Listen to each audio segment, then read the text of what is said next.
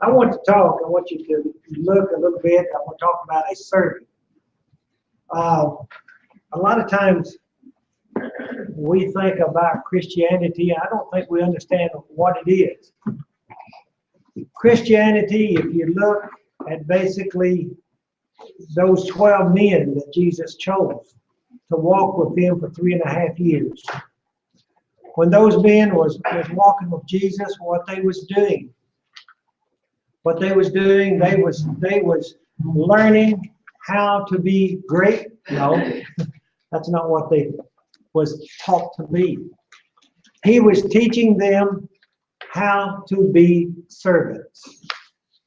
A lot of times we don't realize that. We look at Christianity and we look at it almost in a different way of thinking than we should. They said that basically by showing power in the Roman world, power of the Roman was the sword. That was the symbol for it. In the Greek world, the symbol for power was the pen because of the great writers that wrote the philosophy in the Greek world. Then it came to what we call the European world of our day. It's the throne. The sign of power is the throne. Sitting on the throne. That's the power. Those that was able to sit on the throne. We even still use that today. If you look at if you look at Congress, the joints, when you look at Congress and they speak, you see those guys sitting up in the big chairs. Remember that? The Speaker of the House. They get a what? A special chair. We think of that. But the symbol of Christianity, and that's what I'm going to try to show you today, is not a sword. It's not the pen. It's not a throne. I would believe, and we're going to get to this conclusion, I believe that the symbol of Christianity today is a washcloth and a basin.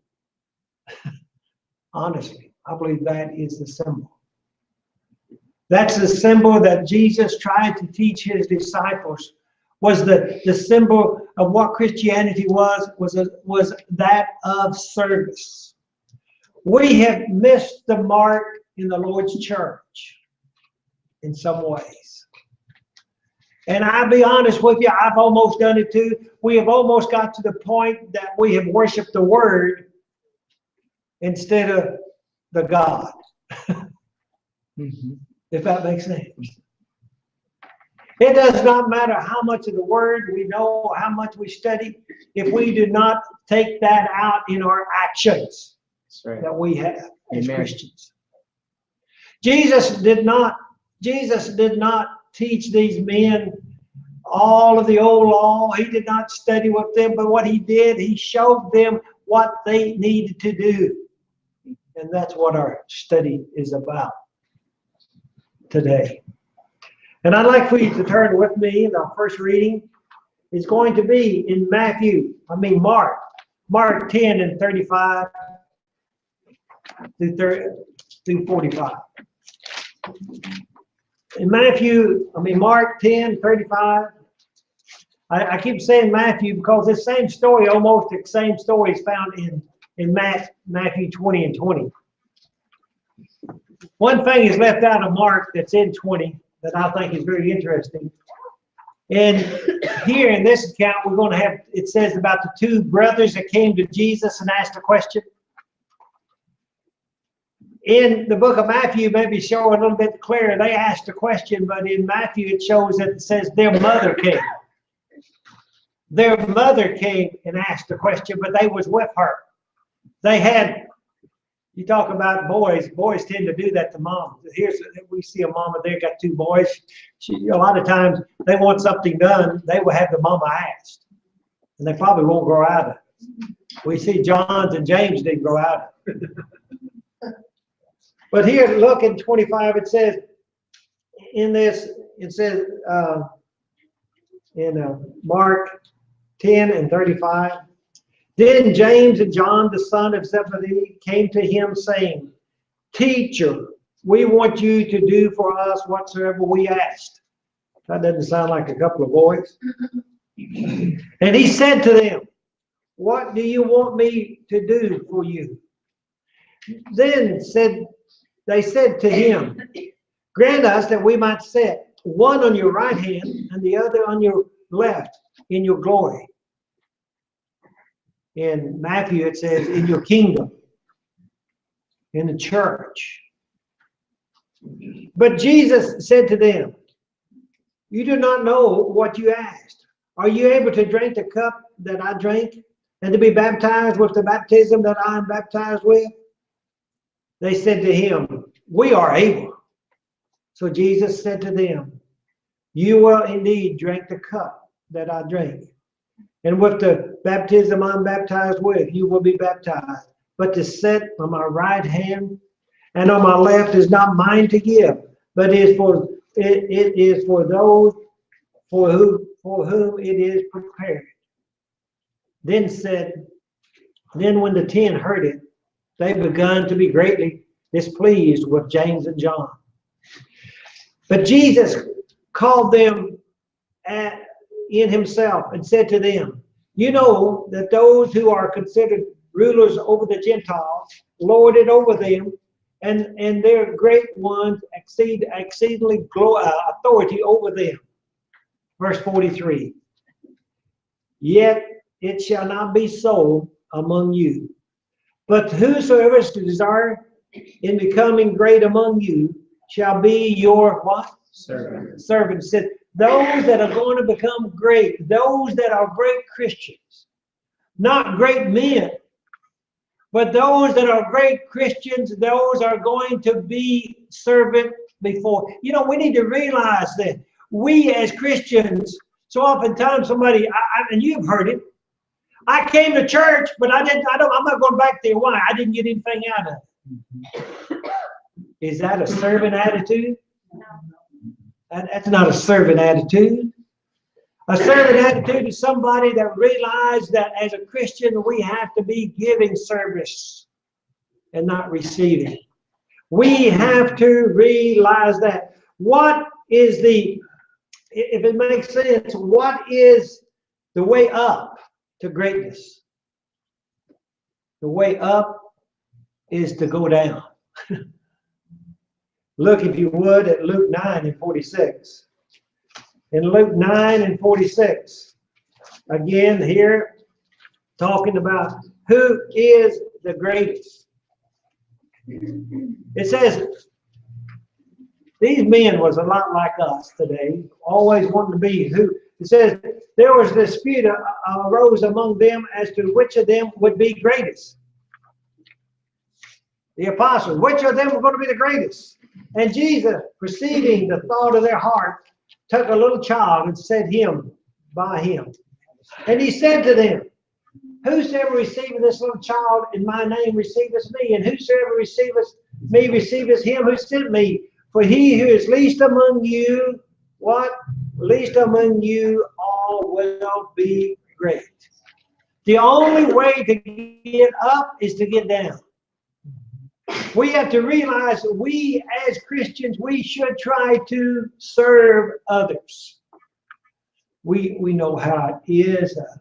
We have people, those of us that work in industry or jobs in the secular world, so oftentimes people are always wanting to be what? They wanted to be, great, promoted. And when I worked for the air company, they came to me and said, well, you need to do this. And they're always just trying to get me to move up, to become one. And like I've told you before, one lady, I had to step down from a job because she said I was too good to be a supervisor. Because she said that after I told her I wouldn't lie for her. I wouldn't lie about her. I wouldn't lie to her. I wouldn't lie for her. She looked at me. She said, you're too good to be a supervisor. Well, if that's what it is, I am. Because we need to realize I'd rather be a good servant and serve at a job and be a good Christian than I had to be considered a big shot in a company. we can realize this is what he's talking. Notice he said, what did he say? Said there to be what? To be great. And then we can realize what it says if we look at Luke 10. In Luke 10 and 30 through 37. Now this is Luke 10, 30 through 37.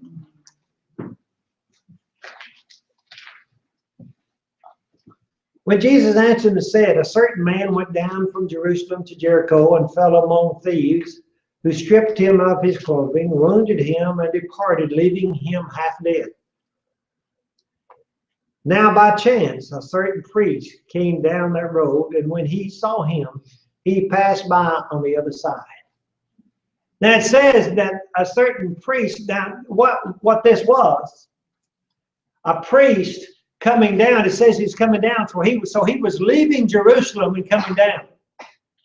He had been at service to God. He was a leader, right? He was a leader for the church of the Old Testament. God's people, he was a leader. But here he was a leader, had been to Jerusalem, and it was going down. And it says there, he said, this man, and what happened to him when he saw this man? He passed by on the other side. Well, he'd probably been serving as a priest. He's probably done his 30 days of priesthood service. Hadn't been home. Probably wanted to see his wife and kids. We could say a lot of things. I don't know why. But he was leaving, a church leader. But the thing about it is, he had been leading the worship service to God. And that was his duty. When he came to that man, he didn't see being a servant to someone that needed it, as being his responsibility. Then Jesus went on and says, likewise a Levite, when he arrived at the place, came and looked and passed by on the other side. A Levite? What was a Levite? I don't know if you've not studied in the Old Testament, you may not realize this. A Levite was a church worker. If you wasn't a Levite, you couldn't go in and you couldn't work on the temple. I know a lot of you glad you're not Levite. We've got some work to be done around this building. I want to tell you, you are Levites, okay? But really, this man came down, and he was a Levite was assigned to do the work. The priest was the church leadership. They are the one that taught and did the sacrifice. The Levites didn't do that, but the Levites did do the work. They did the repair. They did the painting. They helped. They was church workers. So what we have, Jesus saying, here are the leaders, here are the workers, but these was not servants the way they should have. Then came by what was called the lowest of God's people. And I know somebody said, no, look at the next verse that we read, and it says this. It said, but a certain Samaritan, as he journeyed, came where he was, and when he saw him, he had compassion. So he went to him and bandaged his wounds, poured on oil and wine. He set him on his own animal and brought him to an inn and took care of him. On the next day, when he departed, he took out 2 denarii, gave them to the innkeeper, and said to him, take care of him, or whatsoever more you spend, when I come again, I will repay you. I see this, and I say this Samaritan. A Samaritan was not a Gentile, was not a Jew. A Samaritan was a borderline person that believed in Jehovah. In the sense, they believed in the first 5 books of the Old Testament. They believed in the book. They didn't believe in all the prophets and the prophecy and everything else that was written, but they believed in those first 5 books. They believed in God. They believed in the creation. Even though this person was just someone that wasn't doing all that they should, when it came time to be a servant, this man was a servant the way that God wanted people to be. Today, we need more servants. We need more servants than leaders. That's right. We need more servants than workers. Because every leader and every worker needs to be a servant. Yeah. So that makes us more. We need more servants than we do in the others. Because we need every one of us to be servants to God. And somebody said, well, how do I do that? By going God's word. You don't have to ask me. But you have to be servants to seeing what needs to be done. A servant, here it says this. He's talking about being love thy neighbor. We have to be a servant. Galatians 5:17 says, 5:19 says, do good unto all men, especially those of the household of faith. We must do what? Do good. That's talking about being servants to whom? All men. We must be servants to all men. In John 13, I'd like for you to look at John 13, 1 through 7.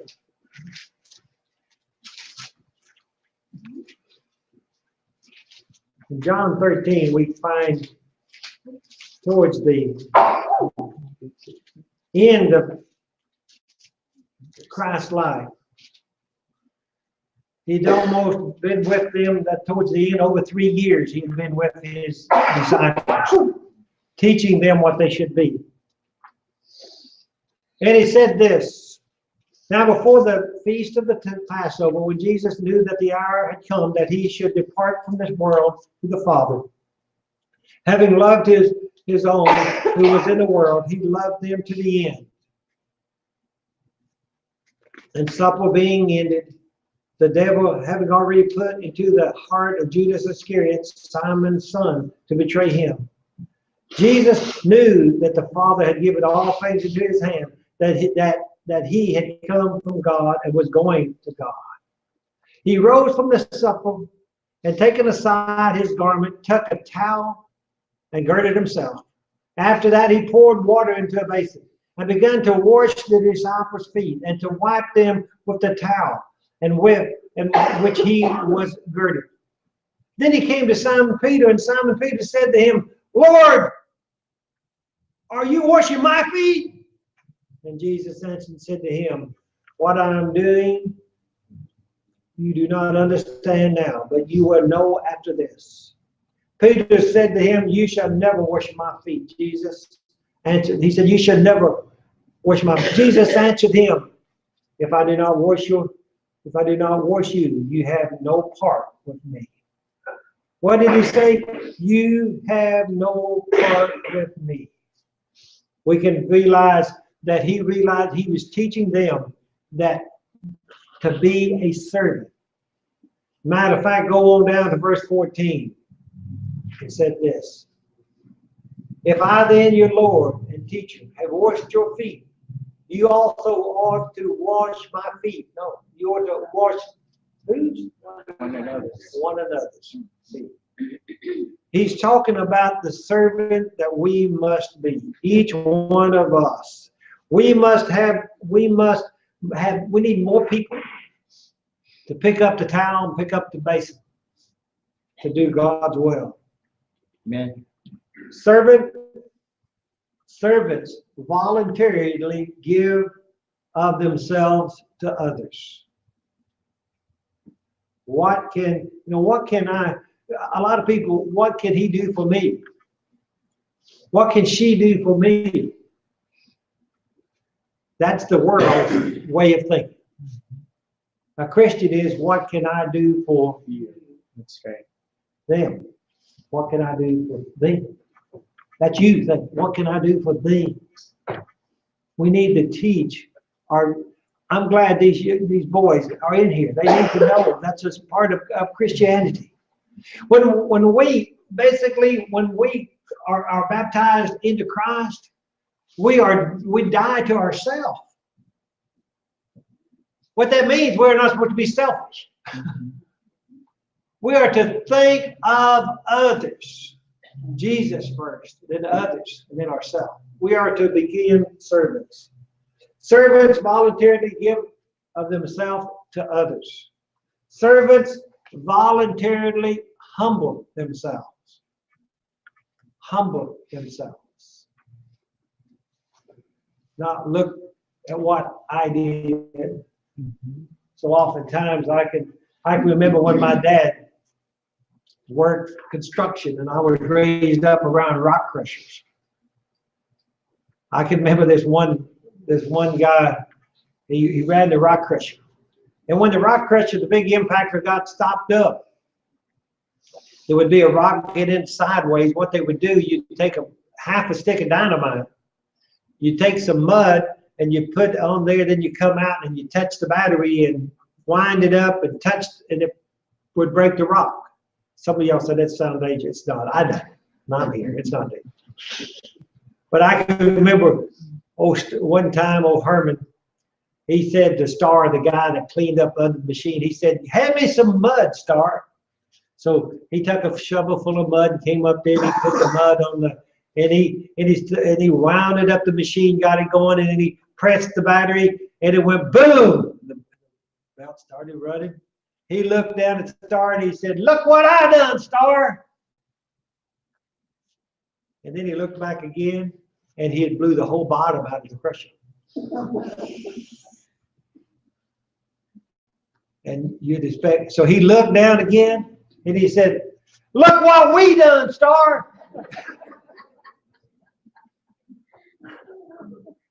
What I'm saying is, oftentimes, when we are a servant, we do things right, we do things wrong, but we have to take the responsibility of servanthood, don't we?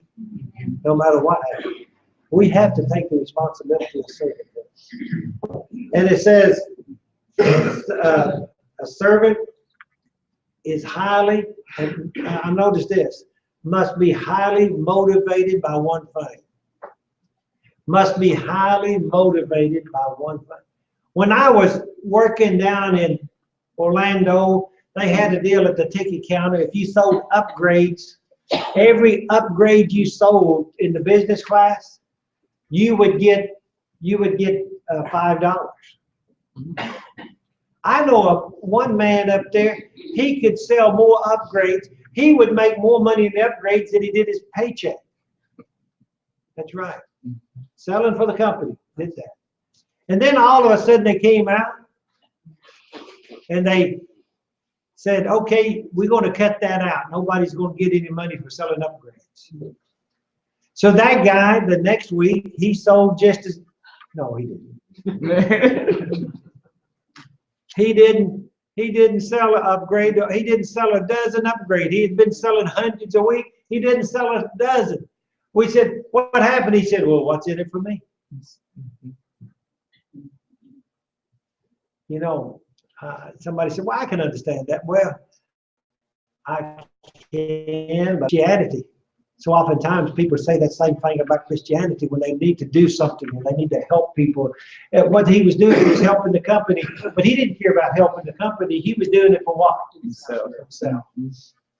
So oftentimes we help and we work in the Lord's church. What we are doing is helping the Lord's church. We may not see much benefit for it. You know, I get tickled. My wife does not like for me to quote her. And so I don't, but just every chance I get. She told me one time we went someplace doing something and we went to the preacher's home and they had a nice big new preacher's home.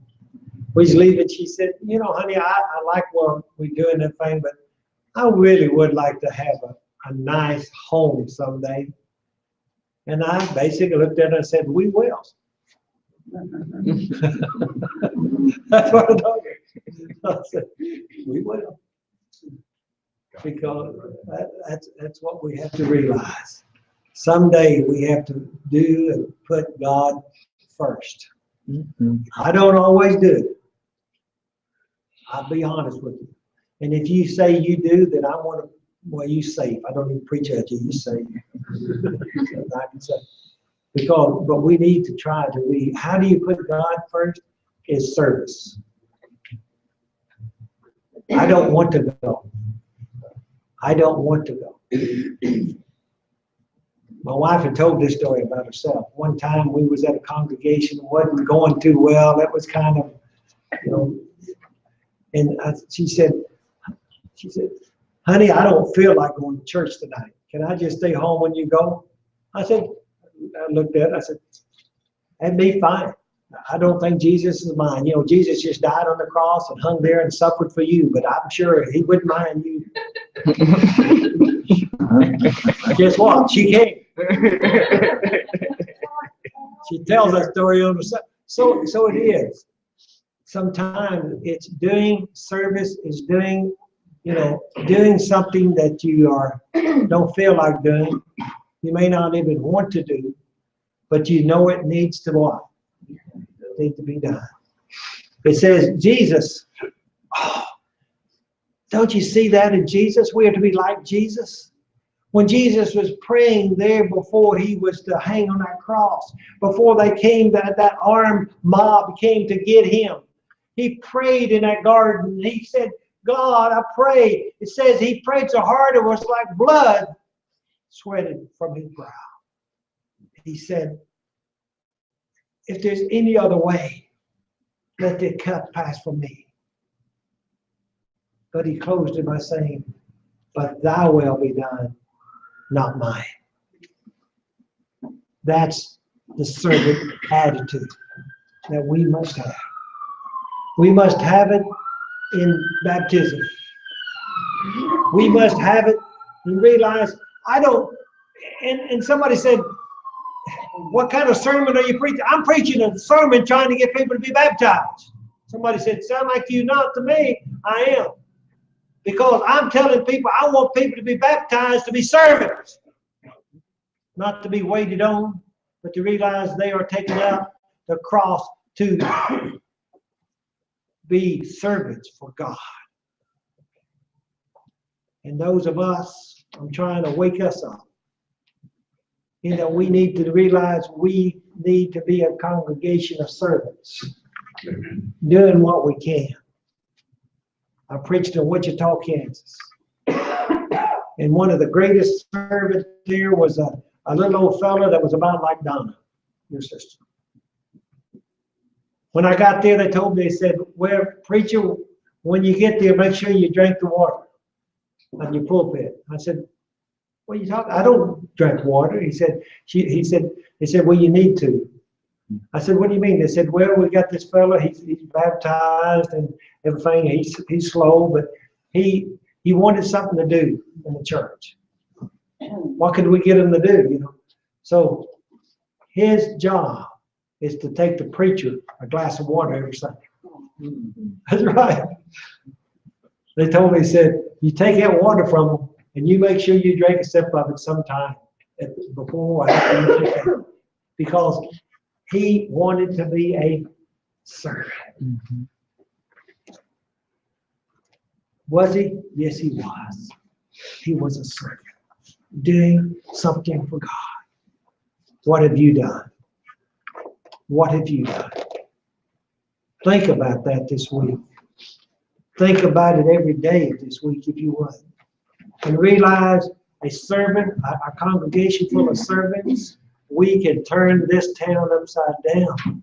We can turn this state upside down if we have people that will serve.